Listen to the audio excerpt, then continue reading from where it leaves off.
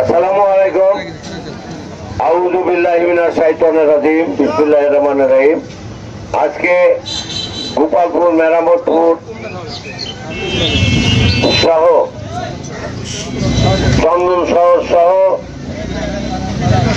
পিরোজপুর সহ যেসব নদী ভাঙ্গন এলাকা থেকে সর্বস্তরের মানুষ আসতেন, এখানে উপস্থিত আছেন থানা বিএনপি, পৌর বিএনপির সম্মানিত নেতৃবৃন্দ, যারা আজকে এই নদী ভাঙনের কথা তুলবেন বা সারা বিশ্বে, আমি মনে করি তাদের দায়িত্বটা আজকে বেশি।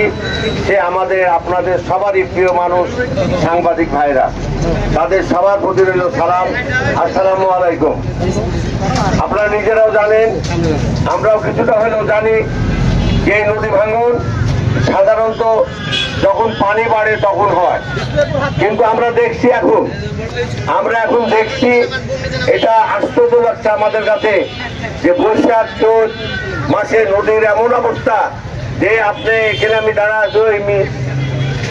কৃষ্ণ মিষ্টি ভাঙনের পর্যন্ত ভাঙিয়ে চুরমার হয়ে যাচ্ছে। মানুষ আতঙ্ক করছে, দিনে দুপুরে রাত্রে কখন তার বাড়ি ভাঙে যাবে নিরাপত্তাহীনতা যারা ভুগছে।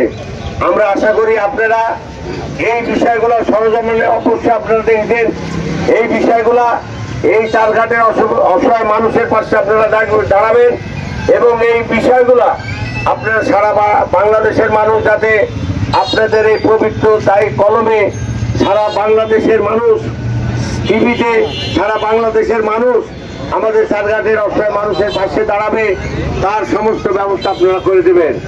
আপনারা জানেন এই চারঘাট বাঘার মানুষ নদী ভাঙনের কবলে থেকে প্রতিশ্রুতি শেষ নাই। সরকার আসছে, সরকার গেছে, কিন্তু এই চারঘাট বাঘার মানুষ নদী ভাঙনের কবল থেকে রক্ষা পায় নাই। যদিও বক্তৃতার ঝোল শুনেছি, স্বপ্ন মানুষকে দেখানো হয়েছে, যেভাবে স্বপ্ন দেখাতেন শেখ মুজিব, যেভাবে স্বপ্ন দেখাতেন শেখ হাসিনা, স্বপ্ন আমরা দেখেছি 18 বছর, কিন্তু আসলে চারঘাট বাঘার নদী ভাঙনের এলাকার মানুষের কোনো কাজ হয়নি, এটা আপনারা জানেন। আমি আজকে ইতিমধ্যে আপনারা জানেন আমাদের নেতারা তাদের বক্তব্য বলেছে, আমাদের এই এখন পানি উন্নয়ন বোর্ডের যে চিফ ইঞ্জিনিয়ার মখলেছুর রহমান সাহেব, ওনার বাড়িতে চারঘাট পার্টি এখানে আমরা তার সাথে সরজমিনে দেখা করেছি। তিনি আমাদেরকে আশ্বস্ত করেছে। আমি বলেছি আশ্বস্ত করলে হবে না, এই কাজটা আপনাদের করে দিতে হবে। লোকাল কি হলো এসিলেন, তাদের সাধ্য মতন তারা যেসব কাজগুলো করার দরকার সেগুলো কাজ করে তাদের ডিসির মাধ্যমে যেখানে পাঠানো দরকার ইতিমধ্যে এই কাজগুলো হয়েছে। তাদের কিছুটা হলেও আমি ডিসি সাহেবের এসিলেন সাহেবের দৃষ্টি আকর্ষণ করছে এবং তার দোষ সুযোগ দিতে পারছি না।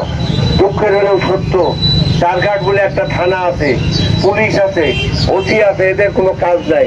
এদের দায়িত্বহীনতার কাজ। এরা বিগত সরকারের আমলে যেগুলা করেছে সেইগুলাই করছে। মানুষের কাছে টাকা, পেনশনের টাকা এবং মদের টাকা, চোরাচালানের টাকার সাথে এই পুলিশ বাহিনী জড়িত। আমি পরিষ্কার ভাবে বলতে চাই, পুলিশের সাথে 17 বছর যুদ্ধ করে, আওয়ামী লীগের সাথে যুদ্ধ করে এই চারঘাটের মানুষ শিখেছিল। আপনারা দেখেছেন দিনে দুপুরে আপনার এই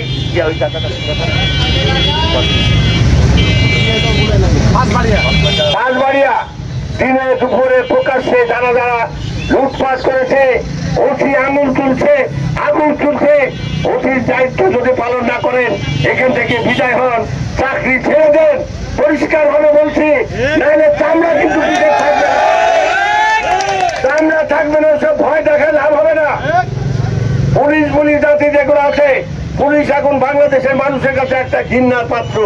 তাদেরকে শ্রদ্ধার সম্মান করতে আমাদের লজ্জা লাগে। যেখানে দিনে দুপুরে বাড়ি ভাঙচুর হলো, লুটপাট হলো, আপনারা সরজমিনে আজকে যান দেখেন, দিনে দুপুরে বাড়ি লুটপাট, মোটরসাইকেল ছিনতাই, পুলিশের নীরব দর্শকের ভূমিকা পালন করেন। আমরা এগুলোর ব্যবস্থা করতে পারি।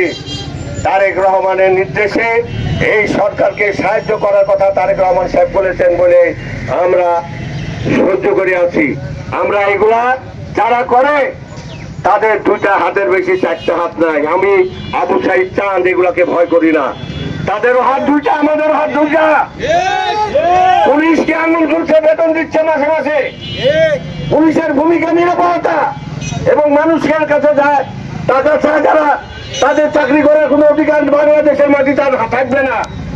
যে পুলিশ ভোট কাটে, যে পুলিশরা ভোট কেটে বিগত সরকারকে পাস করাইছে বারবার টাকা পয়সা নিয়ে, সেই পুলিশের কতটুকু সৎ সাহস আছে আমরা জানি এগুলা। অতএব বালু উত্তোলন হচ্ছে অবৈধভাবে। পুলিশ নিয়োগ রাতে গেলে ট্রাকের টাকা গুনে আপনারা টাকা নিচ্ছেন, কোনো ভূমিকা নাই আপনার প্রশাসনের কাছে। আজকে শেষ কথা, সেদিনকে ডিআইজি সাহেবকে বলেছি, আপনারাও শুনে রাখেন, আপনারা প্রশ্ন করতে পারেন ডিআইজি। আমি বলছি এই ফালতু একটা ওসি, এই যে ওসির কোনো কাজ নেই, এই ওসি সানঘাটে থাকতে পারবে না।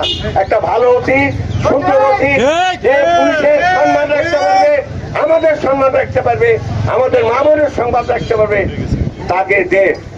যদি ডিআইজি কে বলেছি, যদি তারপরেও না হয় ইনশাল্লাহ জনগণ পেটিয়ে ব্যবস্থা করা হবে।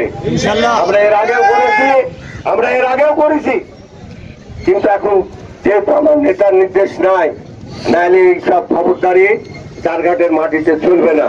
পুলিশের সদস্য ভাইরা শুনেন, ন্যায় নীতি চলেন, আইনের প্রতি শ্রদ্ধাশীল। আমরা বিএনপির মানুষ, আইনকে আমরা শ্রদ্ধা করি, আইনের বাইরে আমরা চলতে চাইনি। আইন যারা ভঙ্গ করবে সে বিএনপির লোকের আপনি খাতির করছেন কেন? তাকে ধরেন, তারেক রহমানের নির্দেশ, আমি কেন না হয়ে আমাকে ধরেন। পরিষ্কার কথা আমার, সে বিএনপির নামধারী হবে, চাঁদাবাজি করে খাবে, আর তার খেসারত বিএনপির লোক। আমরা সাধারণ মানুষ দেব না, তো সাধারণ মানুষ বিএনপি দিবে না। যারা চাঁদা তুলে খাবে, ঘাট দখল করে খাবে, চাঁদাবাজি খাবে, তার বিরুদ্ধে আমরা দিব না। আমি চারঘাটের মানুষকে বলতে চাই, আপনারা শুনেন, আপনাদেরকে কথা বলতে হবে, সোচ্চার করতে হবে। চাঁদাবাজের বিরুদ্ধে, চাঁদা তোলার বিরুদ্ধে আপনাদের সোচ্চার হতে হবে। আর পুলিশ নীরব ভূমিকা, দর্শকের ভূমিকা পালন করতে তাদের কোনো কাজ নাই। মাস গেলে বেতন আর কোথায় ফেন্সিলি যাচ্ছে তার কাছ থেকে চাঁদা আদায় করার জন্য। আমি ডিআইজি কেও বলেছি, আপনাদেরও বলছি পরিষ্কার ভাবে, এখানে রাজপথে দাঁড়িয়ে বলছি, আগামী দিন এইগুলা ব্যবস্থা যদি না হয় কিছু দু একদিনের মধ্যে, তাহলে আপনারা বুঝতে পারবেন চারঘাটের মানুষকে নিয়ে কোথায় যেতে হয়, চারঘাটের মানুষকে নিয়ে কোন জায়গায় যেতে হয়, এগুলো আমরা জানি। কারণ 15 বছর আমার নেতা খালেদা জিয়া দেশ থেকে পলায়নি, আমরা পলাইনি, আওয়ামী লীগের সাথে যুদ্ধ করেছিলাম। খালেদা জিয়াকে যখন বলা হলো পদ্মা নদীতে ফেলে দিব, আমি আবু সাইদ খান বলেছিলাম পরিষ্কার ভাবে, আপনারা সাংবাদিক ভাইয়েরা জানেন যে শেখ হাসিনাকে জ্যান্ত কবর দিব আমি আবু সাইদ খান। এর বিরুদ্ধে 28টা জেলা, 28টা জায়গায় আমার বিরুদ্ধে মামলা হয়েছে, কাজা হয়েছে।